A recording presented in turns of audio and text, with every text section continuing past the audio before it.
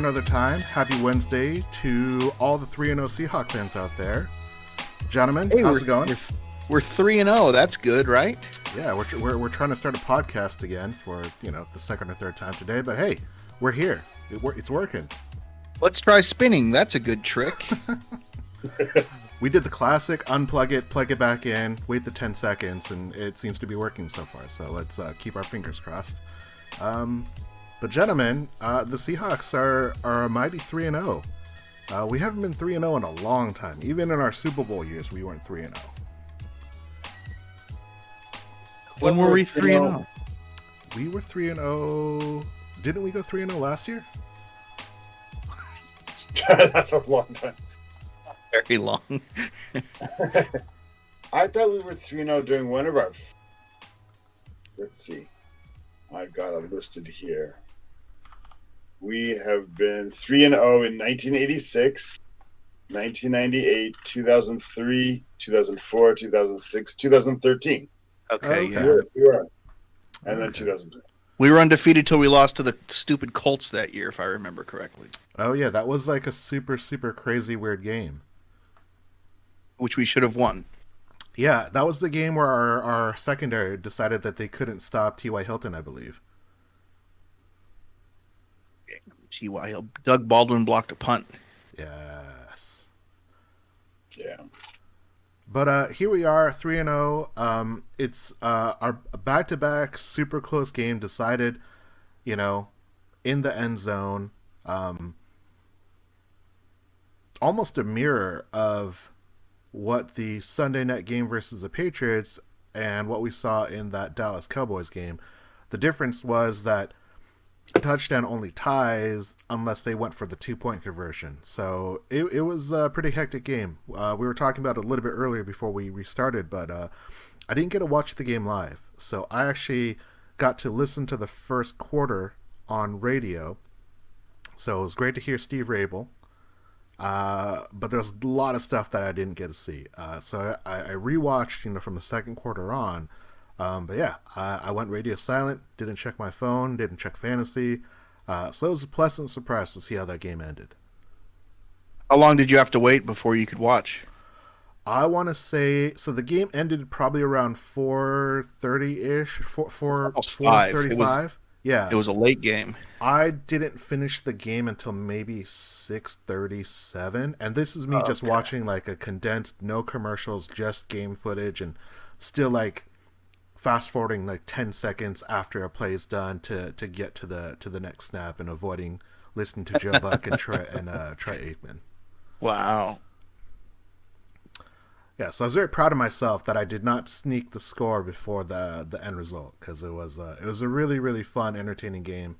Little concerning, I think, if you're a Seahawks fan to see the defense play the way they did, but for the most part, a win's a win. Yeah, I mean it's the same, pretty much the same thing we talked about last week, right? Like, I don't think this is going to change anytime soon.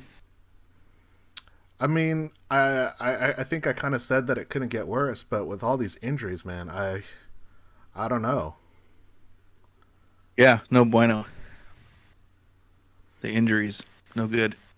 Yeah, and it was really sad to see how our secondary. I mean, credit to the Cowboys and to Dak Prescott for being as good as they are and their offense, but yeah, that was a really, really sad display of secondary defense, I think.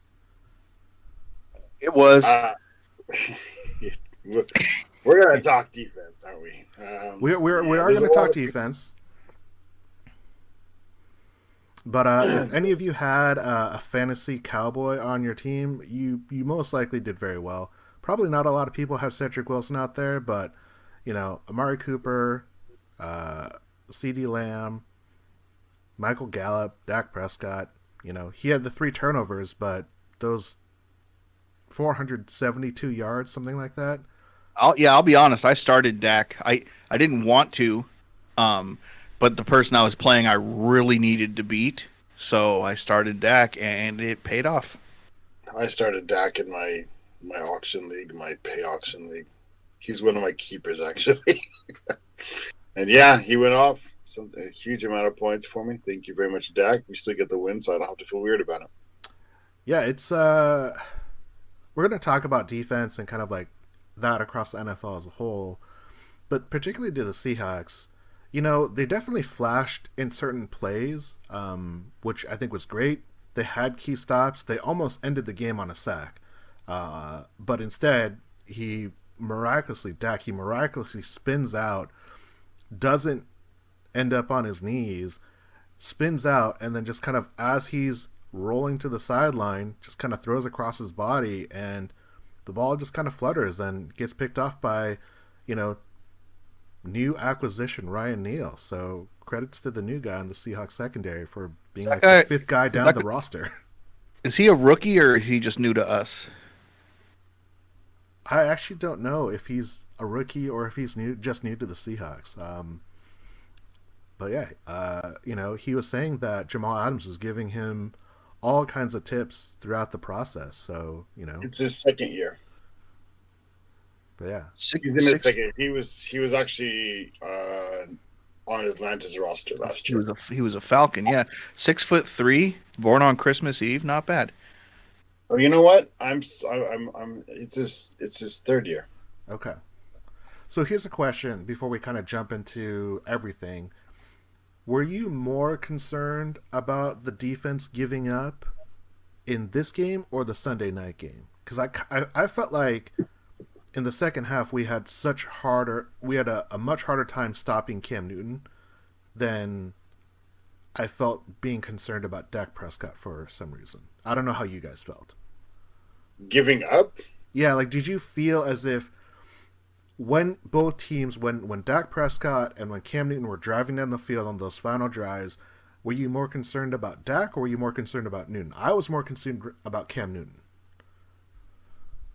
Well, I mean, it's a little bit different. Like when Cam Newton, at the beginning of the drive, I was more concerned about Dak Prescott because, we talked about, I have like residual negative impressions of Cam that maybe don't apply anymore, but I kind of assumed until he got to the 1 yard line that he was going to make a critical error and that was going to be it. Dak, I don't see what everybody else sees. Everybody says he's so elite and so great. I think he's like high average. Not average. He's good. I don't see him as great. But I did think that with our defense, he was going to move the ball again. So, yeah. Yeah. I didn't think it was similar. They're pretty much the same. I don't know that there was one that was more scary to me. They were pretty equal. Yeah. Well, the team is 3-0 regardless. Russell Wilson cooks up the meal of the season, and he gets crowned with his second NFC Offensive Player of the Week. He should have actually had 3 because he was actually better last week, but maybe they're knocking him because of his tipped ball that went for a pick 6. The Seahawks remain undefeated, but the injuries throughout the roster are starting to look a little scary. The Seahawks are going to fly east to take on the bearded Dolphins and some Fitz-Magic. This is the Hawkscast podcast. I am Sam. With me, as always, is Zeb and Ross. And, gentlemen, we're going to jump into topic number 1 because we have to talk about Russell Wilson. We have to talk about what he's doing. So, Ross, I want to start with you, and I want to know, can the Seahawks continue to ride Russell Wilson and the offense into a deep playoff run?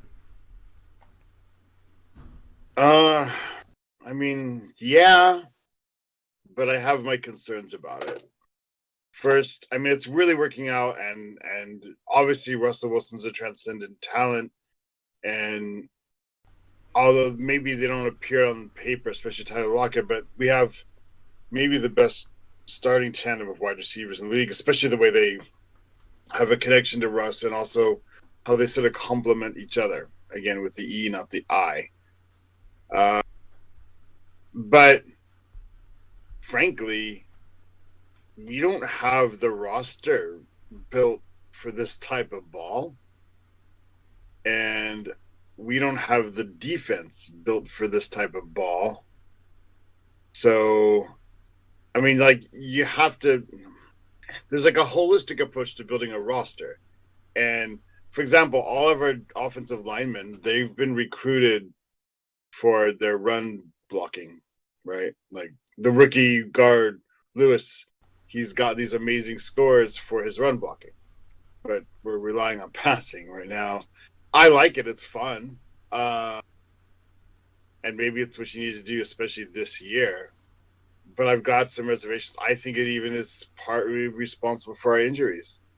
Like in the last week's game, there was 150 plays. Cowboys ran 80 plays of offense. That's probably 20 more, 15 to 20 more than last year as an average, probably. I'm guessing. But yeah, they're going to be longer games. They're going to be, I mean, not as far as time, but as far as how many plays happen.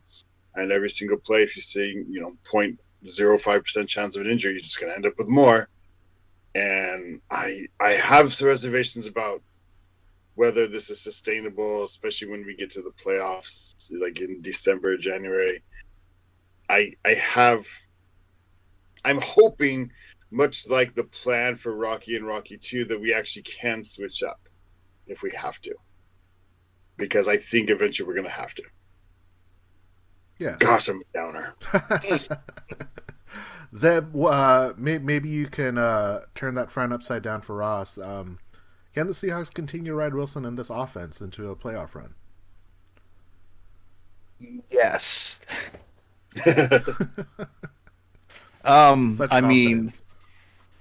It's looking like we're gonna have to, right, at this point. There's definitely injury concerns, and I think Ross is spot on about that. I think it's just this style of play just puts people in the position to get, to potentially get injuries, and I don't know. It's scary and it's weird. It's like new. It's just new territory for me. I'm just not used to it. And like Ross said, it is fun and it's great. And the idea of Russell breaking records or approaching records or winning MVP awards and stuff like that is all exciting. But obviously, I would trade some of that for a sturdier defense. And I think and I do believe this team is going to be able to run the ball when they need to. I don't know that that's such a big issue. But I wonder how long it's going to take before we move to a more balanced offense. We obviously saw a slightly more balanced offense this week. But I don't know. It's going to be interesting. It's always been that thing. Defense and running game is what takes you deep into the playoffs. We always say that kind of stuff, and here we are looking at the opposite. So I believe in Russell. So I think as long as his weapons can stay healthy, if we're just playing these shootouts every week, I believe in his ability to win those kind of games. So, can I ask you a question? Yes. If we were running our traditional style offense, if this was mostly Chris Carson keeping the game close into the fourth quarter, we win the game. And sometimes we have a bit more than that. But if we were running a more balanced offense from the beginning, what would our record be right now? It's hard to say. I have a hard time. I don't know how much. Like, I feel like our defense is on the field more than they would be if we were running a more balanced offense. So I don't know how much the defense being worn out is playing into these higher scores. You know what I mean? Giving up bigger scores and stuff like that. So it's hard to say, but we always have unleashed Russell in the fourth quarter when we needed to. Right. So I think we would probably still do that. See, I suspect we'd still be 3-0. Yeah. I think there's a lot going on behind the scenes. I think a lot of it has to do with the fact that this is just a weird season. They don't have the reps. They don't have any preseason games. They're seeing how devastating injuries can be to the team, and there's so much more roster movement. Mm-hmm. I think that has a huge aspect of it as well. I think that's a big part of it. I'm starting to come around to the idea that also this is like a little bit of let's keep Russ around-ish. Like Russell Wilson's now in his 8th year. I think I didn't, when I first heard this, I kind of poo-pooed the idea, but the more I think about it, the more I consider how Russ talked in the off season and where we're at, and after the end of the last season, I think there is something to the idea that maybe some, you know what, even though he signed an extension, I mean, NFL quarterbacks, there's a way out.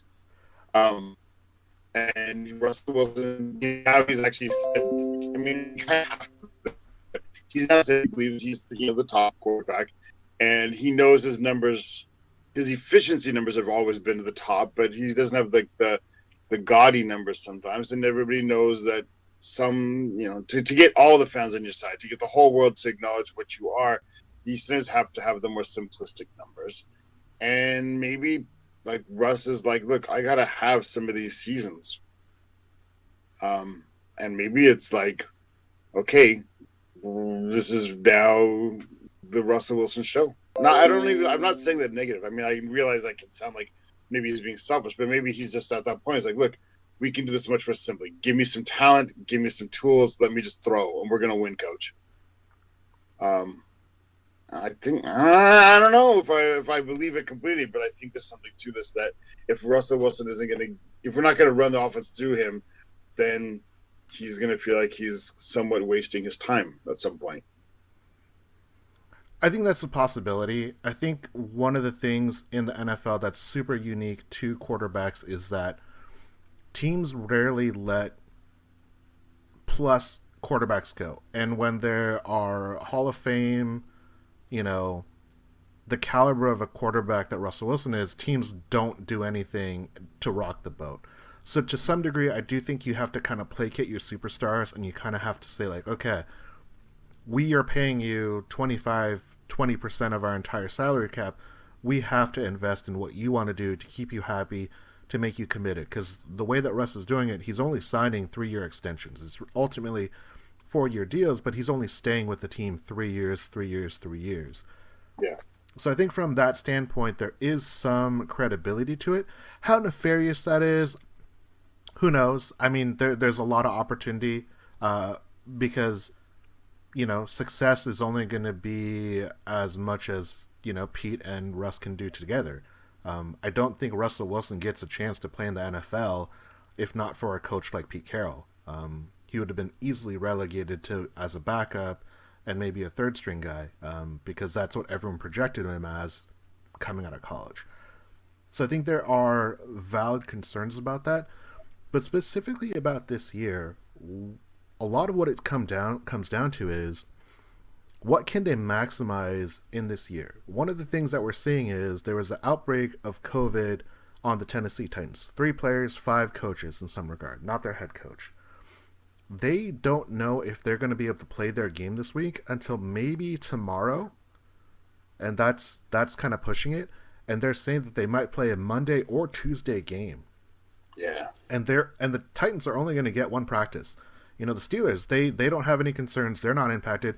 They're just going to keep practicing and practicing until they're told that there's a game. Worst case scenario, the game gets pushed back and the Steelers get a week 4 bye, which would suck.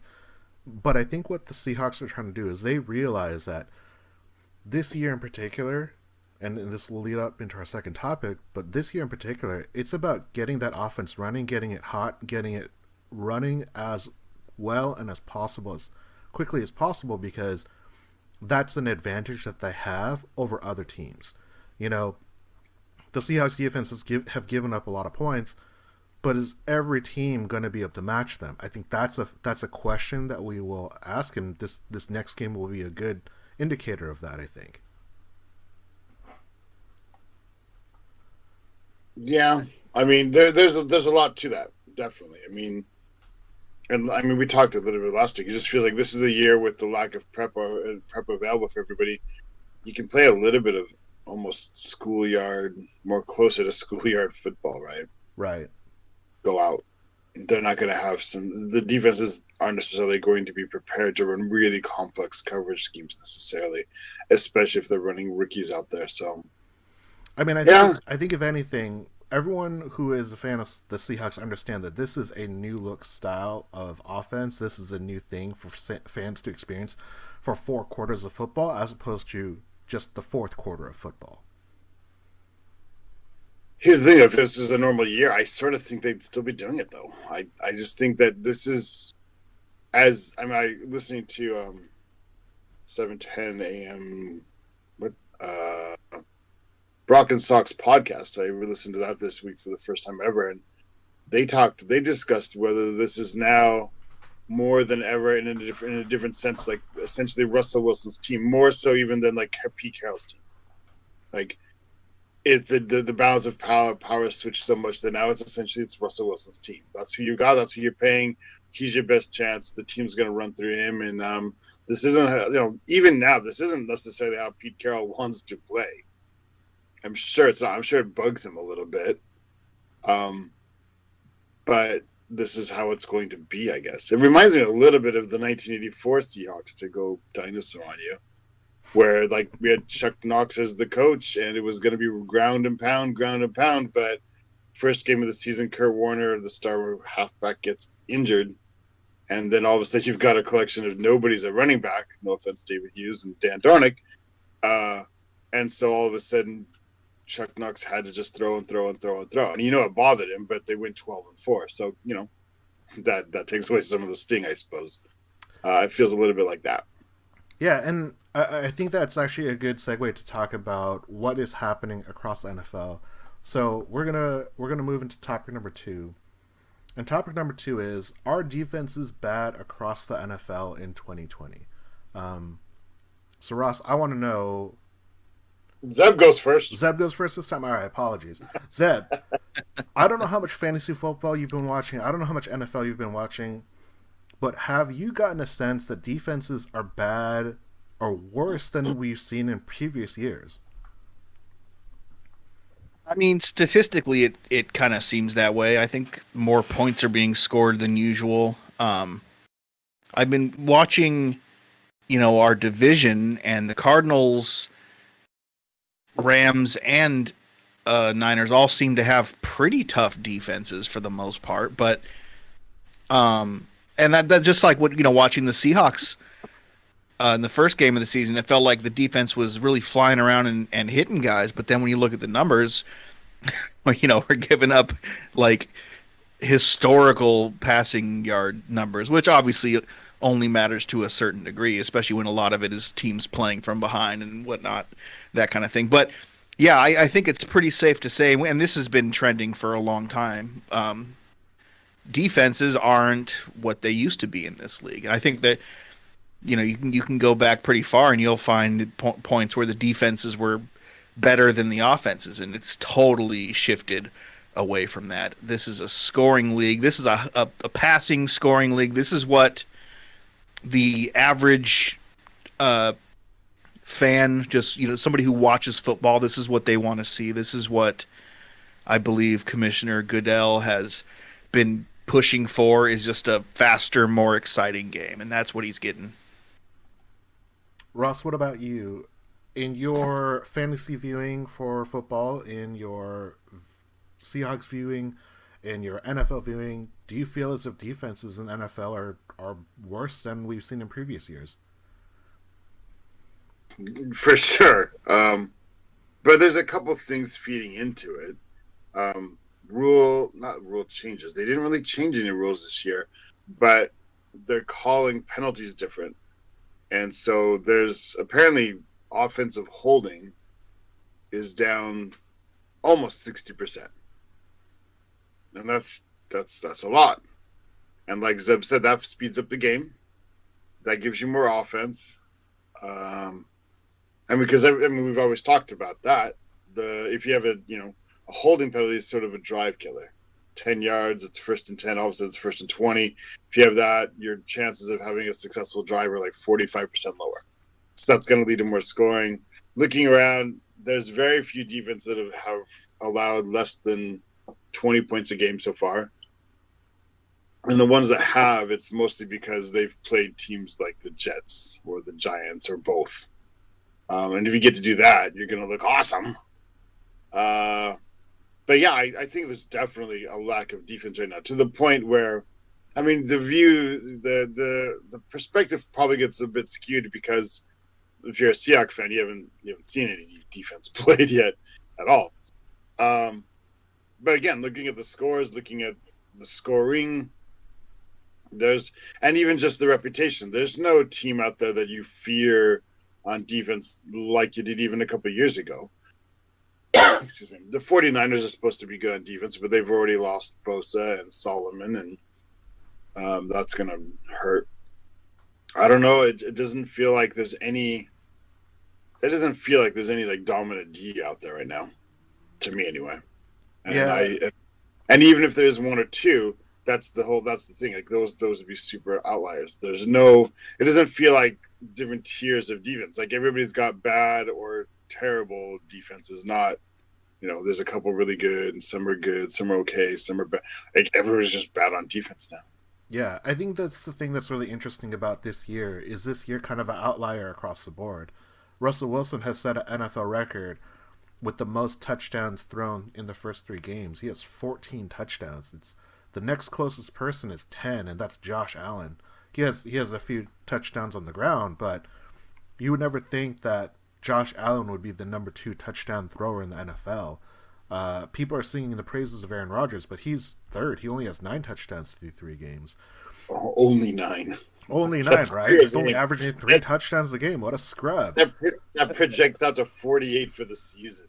But it's interesting. So I did a quick look on NFL.com, and again, we're comparing a full season to 3 games. But in 2019, the median quarterback rating in the NFL was 90.2. So that means half of the teams are above that from the defensive perspective, the opposing quarterback rating. And then half the teams were above that. So you have a bunch of bad teams that were really, really giving up great numbers, and then you have other teams that were doing a little bit better.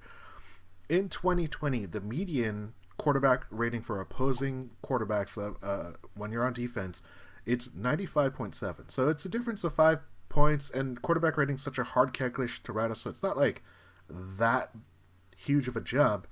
The Seahawks are actually right in the middle. They're 16th in the NFL in opposing quarterback rating. Teams that are at the top, like the ones that are giving up the highest numbers, they're teams like the Falcons, the Packers, the Cowboys, and the Patriots. So three of those 4 teams the Seahawks have faced, and they're all in one of the worst defenses in regards to opposing quarterback rating, because 3 of the 4 have played Russell Wilson. I do think that defenses are worse this year than they have been in the past, for the points that everyone kind of pointed out. The officiating is totally more lax. There's less preparation, and the biggest thing is, like, I look at what Seattle is doing on their offense. They're playing such a different offense than I think we've ever seen. Maybe that's hard for people to adjust, because how does Tyler Lockett catch 3 touchdowns where there's no one within 5 yards of him 3 times? It's amazing. It's a little scary, to be honest. Like I think they're playing a little bit of a dangerous game. There is going to be a tipping point where people want some defense, don't you think? You don't want it to look like basketball, where you just like, you kind of assume you're going to score every time you get the ball, and so it comes down to whoever, messes up and doesn't happen to score on one of their possessions. Because that's what I actually felt the last 2 Seahawks games in particular. You're just waiting to see, like, if you can stop them on one drive, whoever gets stopped on one drive, it's almost like tennis. Like, if you don't hold serve, then you're going to lose, right?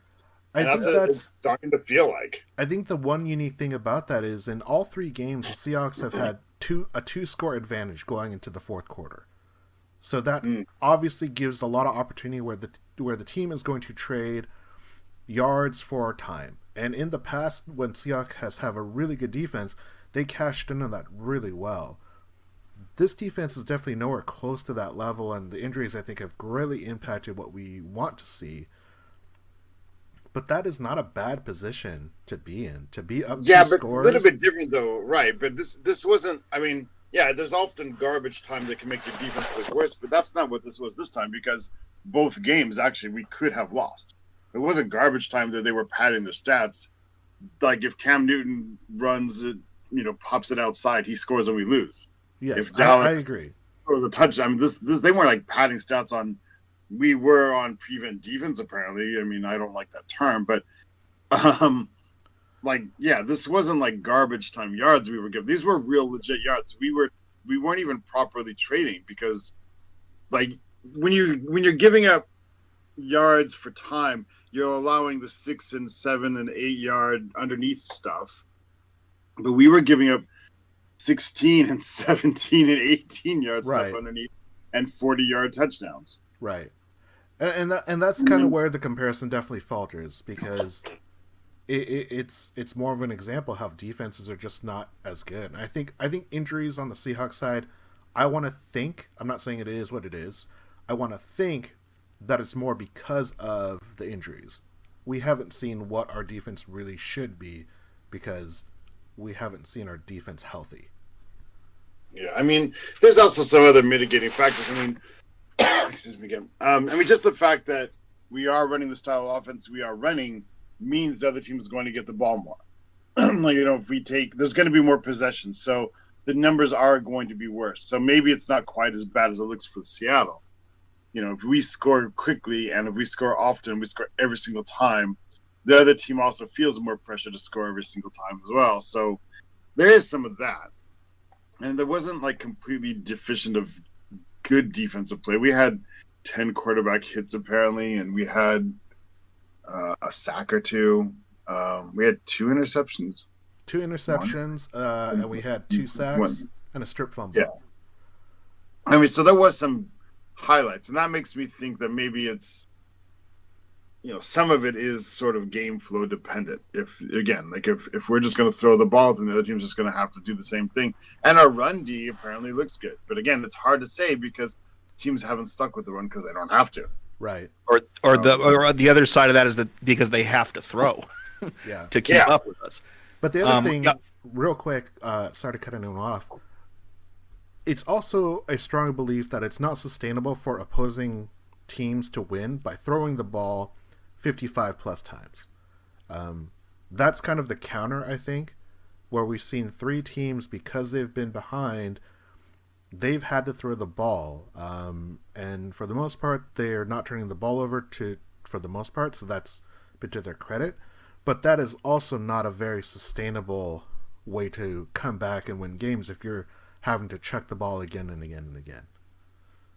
Well, it's sustainable if we don't stop it. Yeah. Well, I was talking to my brother after the game, and he was very concerned in particular about the historically bad stat of how much passing yards we've given up this season. And I was trying to get him off the ledge there because, look, you don't win a game with yards. We've only allowed 6 passing touchdowns, which isn't necessarily great. Look, historically, I don't know, but compared to how many yards they have thrown for, how many passes that they've thrown against us this year, holding them to 6 passing touchdowns is pretty good, I think. And then again, like we said, 4 interceptions in 3 games for our defense. Yeah. And if you look at the last 2 games, it was a defensive play that ended the game for us both times. So I think there's a lot of bright to go along with, especially if you're just looking at the numbers. There's bright spots. There's definitely bright spots. Agreed. But I got to say, though, there's no bright spot at the other corner spot. Trey Flowers, that guy is shot. He can't do anything. Like, they got to do something. Like, he can't cover now. Like, did you see some of his coverage? Yeah, he's like a trail, but he's like 5 yards off. Like, he's just not. And he was struggling. We're gonna get Dunbar back.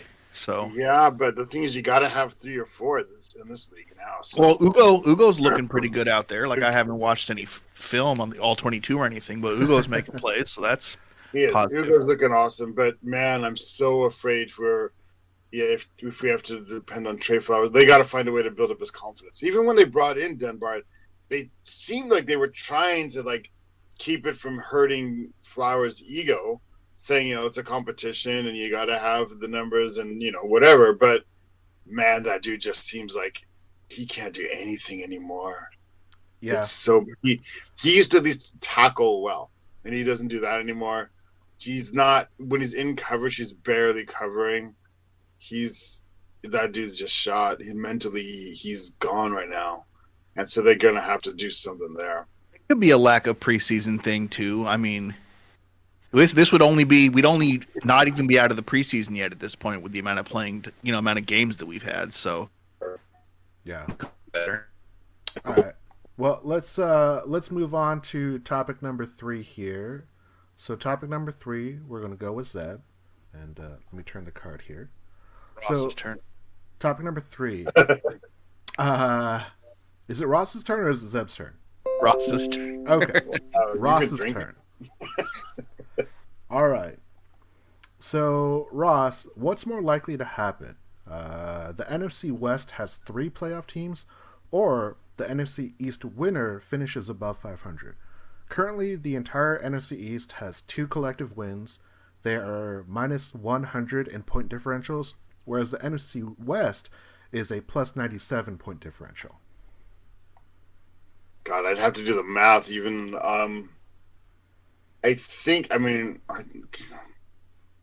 What if they're both equally possible? I think they're both pretty likely.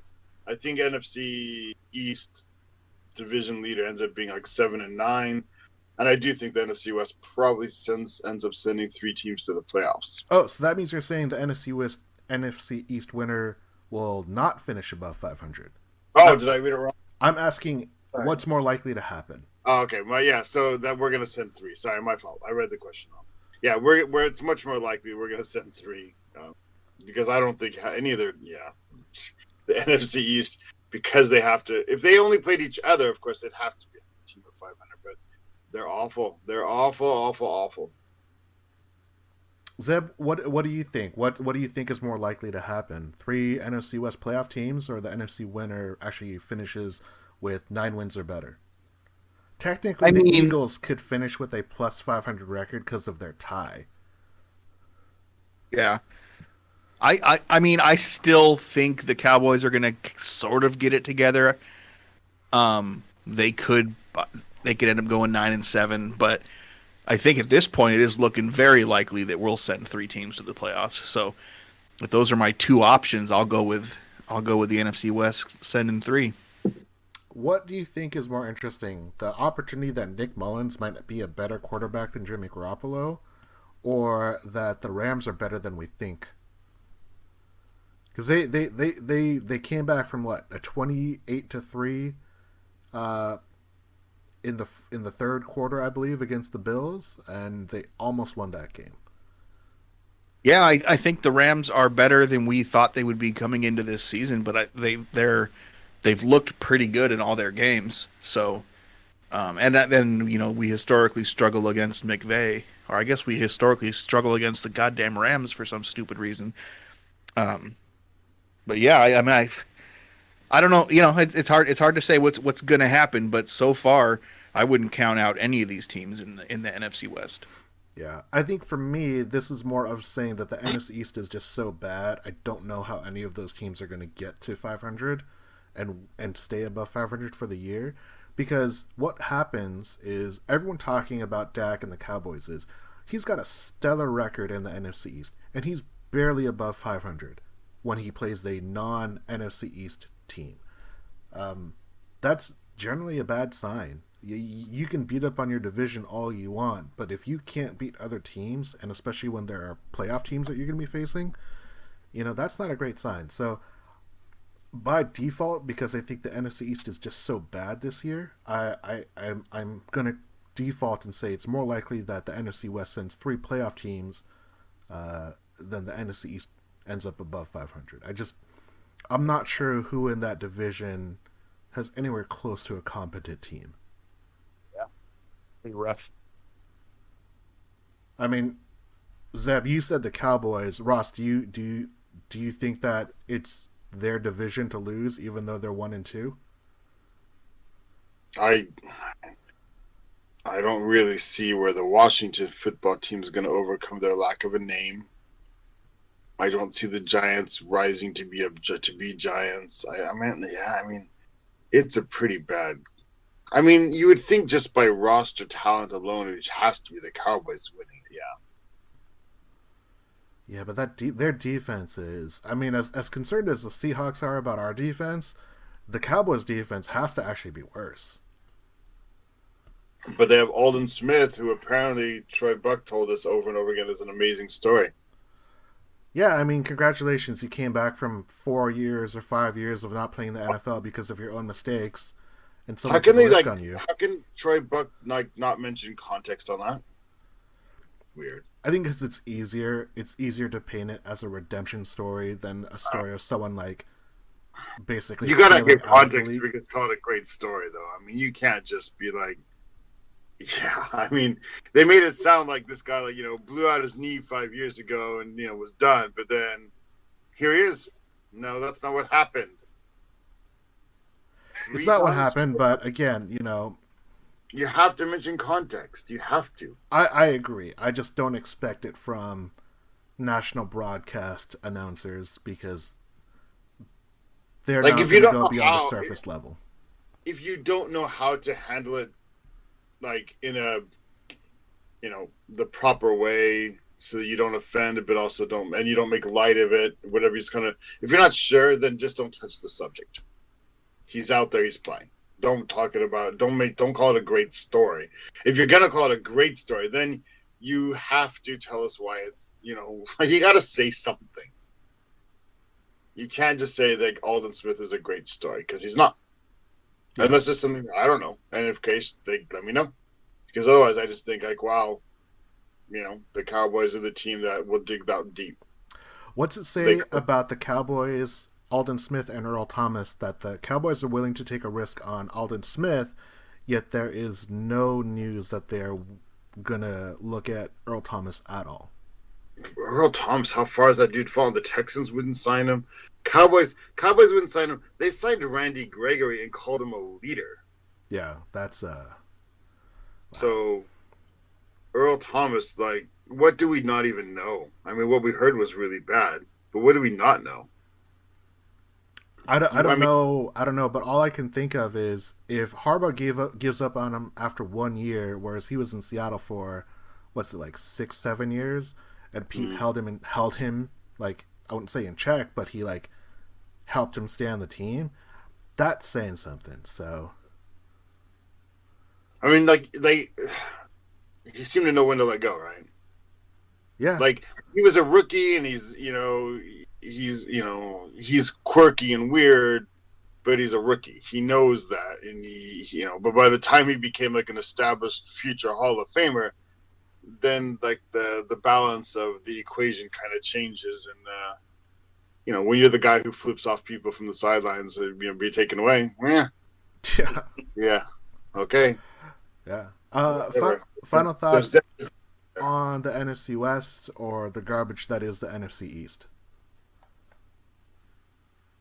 I got nothing. All right, yeah.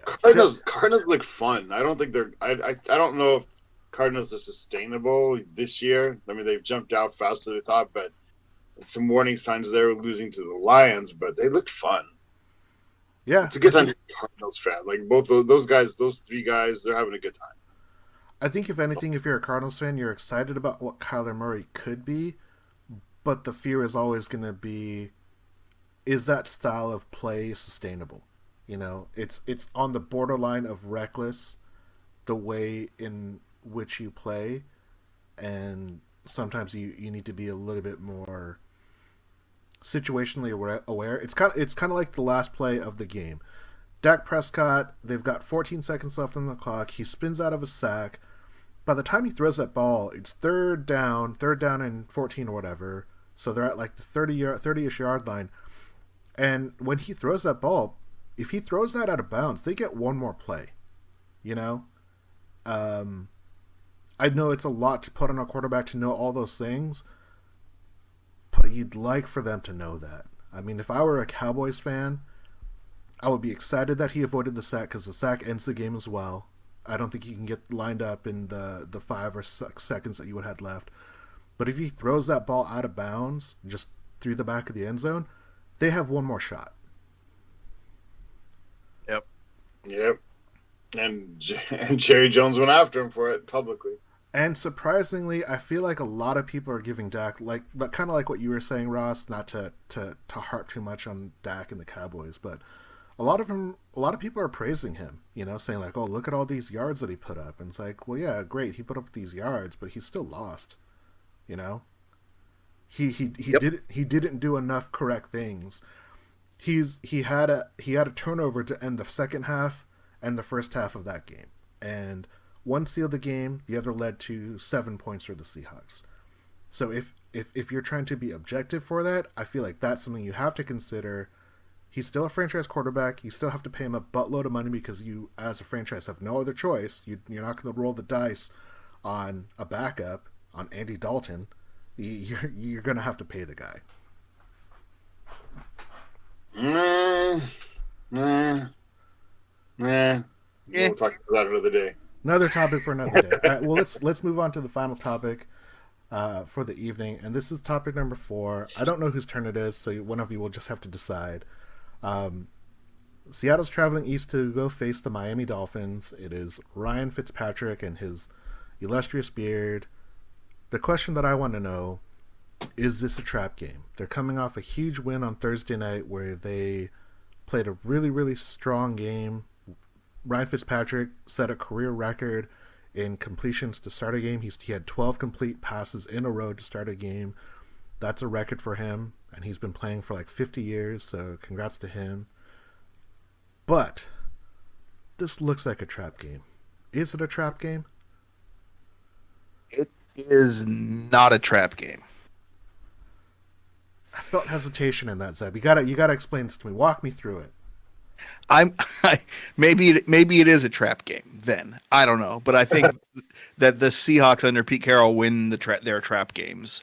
We might fall down and get behind by 3 touchdowns or something, but Russell leads us back and we're gonna win. So if this is a trap game, fine. It's still gonna end up being 45-17. Wow, that's not much of a trap game. Unless they score like 45 of their points all in the fourth quarter. I meant 38-31. Okay, there we go. Now that makes me feel more complete. That's what I meant. Ross, what about you? I've mentioned before. I don't really believe in under Pete Carroll. I don't really believe in trap games anymore. Trap games seem very much.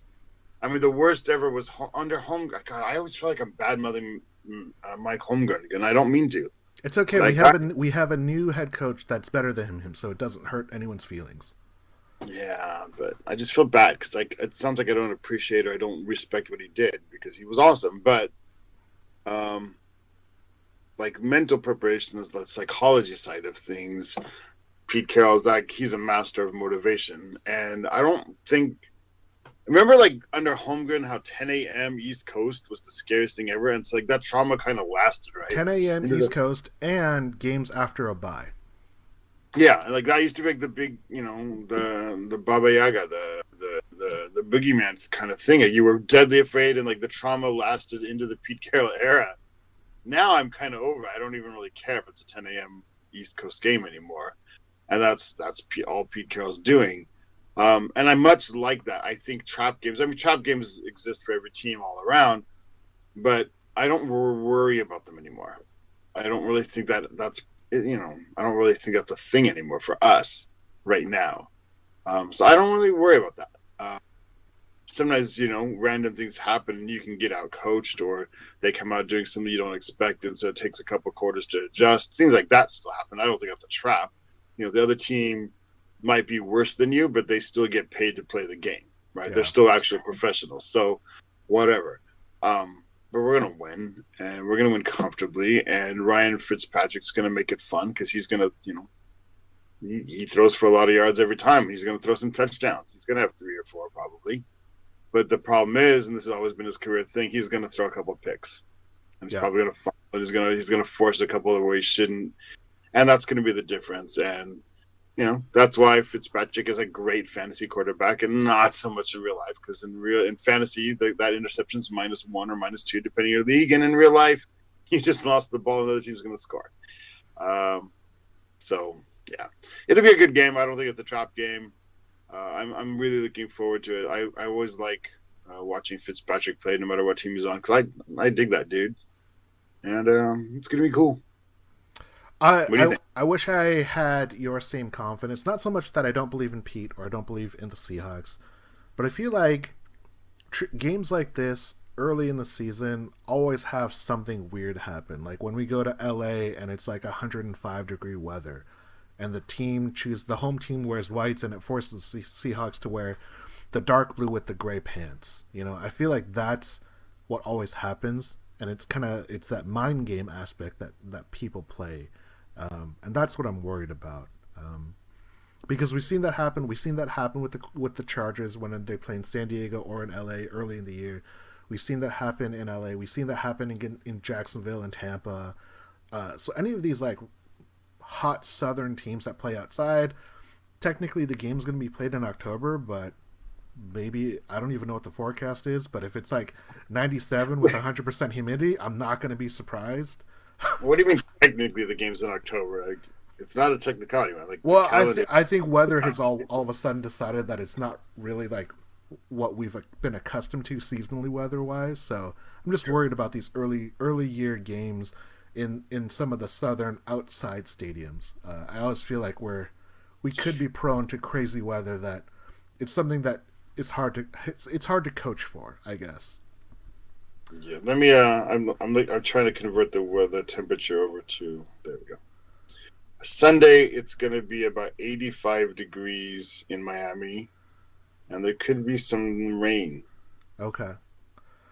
So it's like Tokyo in August. Yeah. So we'll see what that's like. But yeah, I think to most of the point that both of you said is, Pete Carroll has done a really good job with the Seahawks and how they attempt to approach things psychologically. 10 a.m. games are not the death trap anymore. Flying east is not a death trap. The Seahawks are 9-1 on their last road games, and I think when they've gone to the East Coast, it's actually even better of a record. So this is not a team that I think we should be worried about, but I think it's always that question, especially early in the year. What kind of team do we have? I'd like to think that we're going to be able to take care of business, and kind of like what everyone else is saying, like, they'll definitely put up points, the Dolphins will, but I think the Seahawks and the pace that they're doing it at, they're going to be able to just kind of run away with it. Are we going to go the whole podcast to not mention the dirty play? I don't know. Do we want to like just get everyone's blood We pressure go like rising? 1 minute. Yeah, can we spend 30 seconds and go, fuck that dude? Yes, Like, yes, we can. that's some bullshit. Like, that's like 1977. Like, we're not before free agency and the players have realized they're all on the same side kind of bullshit. What was that? Here's the thing that I would say. Across the NFL, everyone has said that he is a dirty player and that he should be suspended, not just fined. The one person that is defending him, which maybe to his credit, is Mike McCarthy, where he said, oh yeah, he definitely didn't have any intent at all. Whereas everyone else with two eyes could see no intent at all, dude. We can see you rolling. Yeah, I mean, I don't know how any player can see that action and not think, if that were me or if that were my teammate, I would be livid.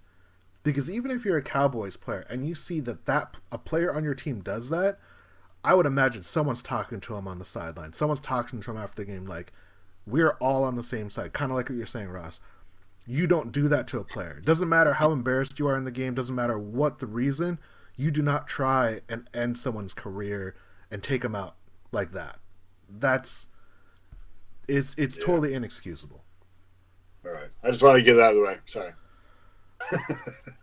I do think that more and more people have become like more vocally frustrated and upset by seeing that play than I have felt in past years. It's particularly egregious at this time as well. This isn't like you can argue whether, like in the playoff game, you can argue, whether was it Bam Bam? Did Clowney hit when Carson Wentz on purpose or whatever? Was it or wasn't it? There's no debate this time, except apparently for Mike McCarthy. But yeah, it's been a while since I've seen something that bad. Yeah. It was such a dirty play. There's no other way to talk about it, I feel. Yeah. I agree. Now my blood's boiling. I'm gonna be angry on these predictions. Watch out, guys. Got your adrenaline pumping. I know. All right, prediction time. Let's kill it. Let's do it. All right. So just to make it clear, so I don't forget, Zeb is gonna go first on all of these predictions. All right. Woo-hoo. So Zeb, I want to know what's the final score? Seahawks at Dolphins. 45-17. 45-17. That's a lot of points. I assume Yep. the Seahawks are scoring those 45 points. Yeah, absolutely they are. All right, Ross, what is your fantasy prediction? Or I guess 35-24. 35-24. Nice. I think the Seahawks are going to put up 31 points. I think the Dolphins are going to keep it close, so it's going to be 31-24. Over under, the Seahawks defense gives up 30.5 points in this game. Over under. Under. Ross? Over. Yeah, you predicted over. I think they're going to score under. They're only going to give up those 24 points, so I'm going to go over.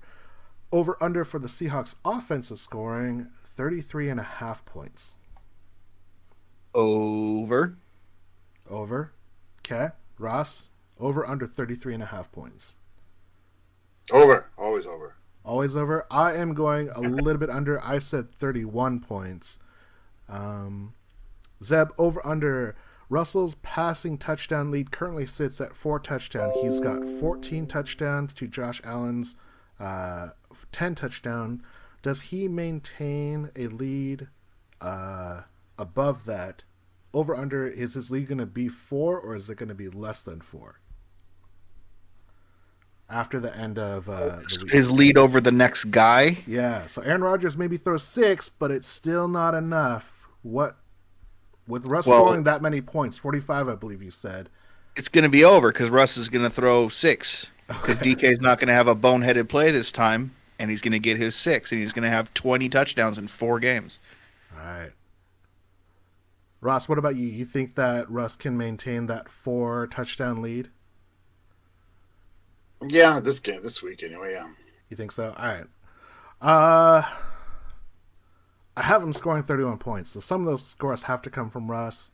So I think, though, that Josh Allen is going to score a bunch of touchdowns through the air, so I'm just going to be a contrarian and say he'll go under. He'll only have a 3 touchdown lead going into the week.